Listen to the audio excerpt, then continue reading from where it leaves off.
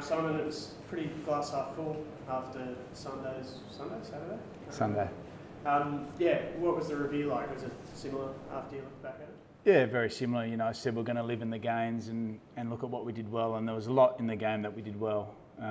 There's no question about that. There were some things that we're exploring in the way that we want to play that made some progression. It certainly wasn't perfect by any stretch, but that's what the game is. And our players came out of the game really optimistic about where they're at, and we'll continue to forge ahead as the year goes on.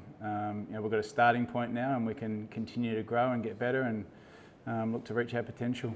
What did you look at in that last quarter? The clearance numbers were heavily in their favour, inside 50s their favour. What sort of broke down?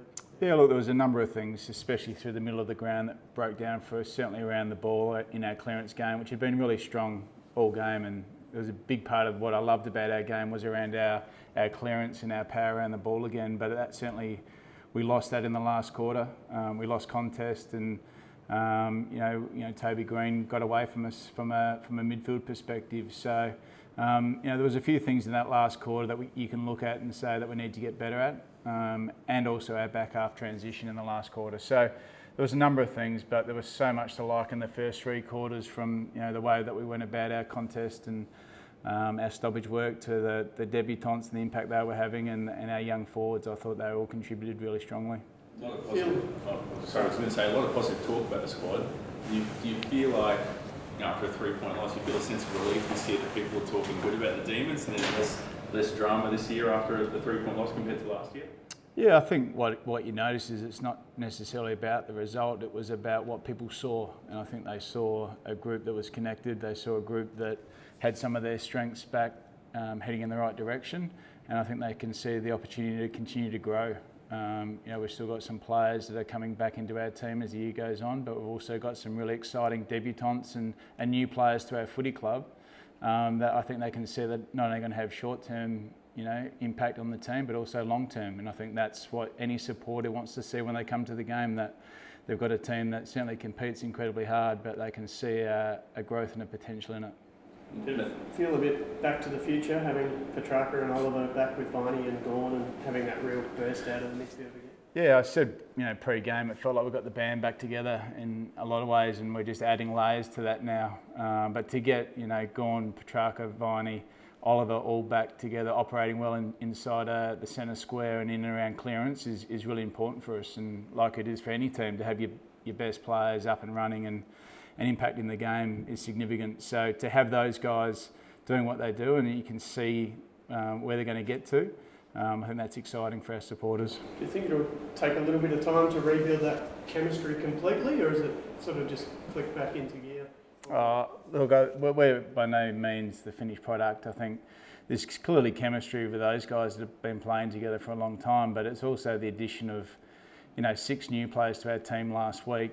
That takes time. Cohesion is a big part of the game, and it takes time to operate at your maximum. And we took a step in that direction on the weekend. But the more they train together, play together, understand the game and scenarios together, the better we'll be. Can you speed it up, the cohesion? Yeah, we will. We'll do our very best. Educate them and train them in a certain way, and keep them operating well together. I think the forwards, with AJ. Who's not playing this week, but Van Rooyen and Jefferson, and you throw in a Turner into that mix, they're only going to get better the more they play together. What did you make of Aiden's 1-week ban? Is that sit right with you, that was what you expected to come out of that? Yeah, look, we had to look at it like we will with every case, to whether we challenge that situation, but it was clear in the rules that we didn't have much wriggle room on that one. And he's a tough, hard player, but we've still got some work to do with his technique. We certainly won't take away his aggression, but we'll certainly work on his technique of how he tackles and how he makes sure he does it in a legal fashion. So we'll accept the ban and keep moving forward. Charlie Spargo could be a good player. What's his journey been like over the last 12 months? It's been a bit of a ripper.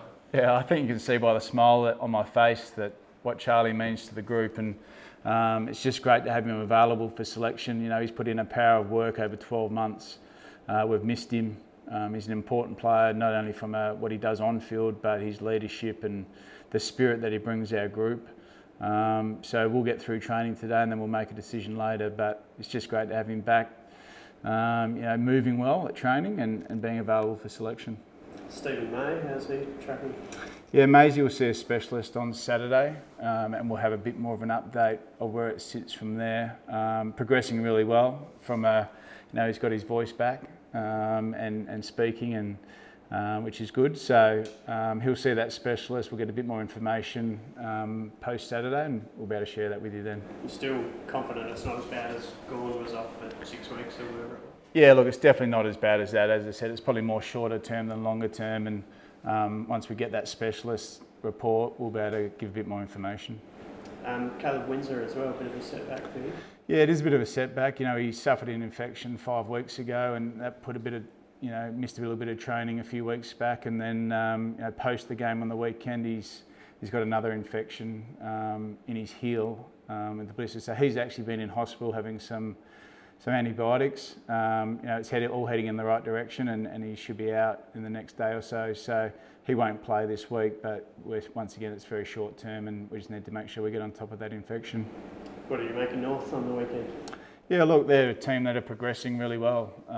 You can see the amount of talent that they've got in their team is really high, and they certainly move the ball really well, and their contest work's really strong. So there are a couple of areas of their game that we're going to have to be on top of, and if they get good access, in and around the ball and through the middle of the ground, Larky comes into the game pretty quickly, and he's a pretty good player. So they've got some really high-end stuff that we're going to have to really watch out for.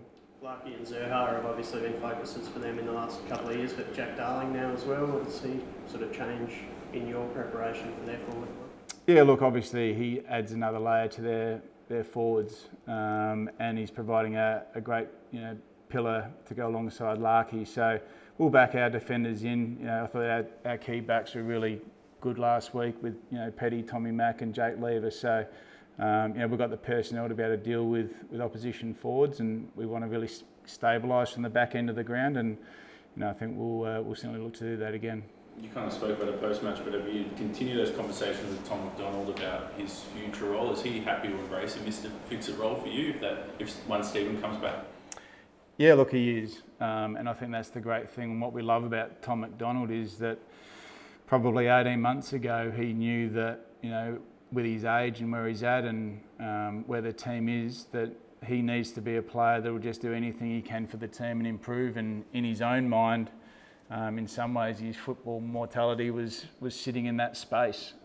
What's played out since is he's pretty much played nearly every game since that time because he's got that attitude and he's got that want and desire to help the team. He doesn't focus on selection, he just focuses on doing his job to the best of his ability. And I think we saw on the weekend, he's still just getting better as a player. He's reliable and he just does what the team needs.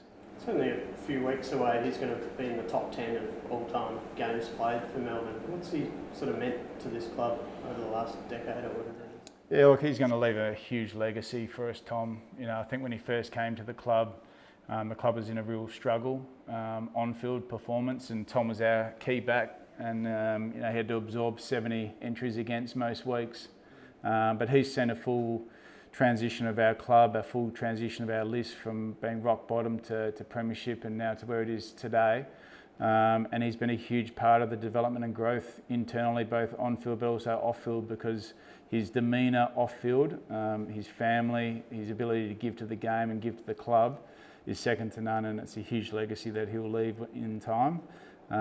But he's still got a fair bit to offer right now. Just lastly, the Jackson Archer suspension, just as an opposition coach and observer of the game, what did you make of the collision and the penalty in the end? Yeah, I think everyone was keen to see the outcome about how it was going to transpire, and I think what it was really clear was that, and the thing that I took away from it was it's just a duty of care with every contest that you go to, irrespective of sometimes what takes place. It's the duty of care that you have heading into a contest, and I think we all learn as we get more information and we see different incidents, and there will be incidents in the game that we see that challenge your thinking, and that was probably one of them. So do you actually sort of talk to players about approaching contests any differently, or how do you address it with your group? I think our players are students of the game. It's like any rule that gets adapted. They adapt. Players adapt quickly. They watch, they understand, they learn, and they modify accordingly. Thanks, Rudy. No worries, guys. Thank you. Very much.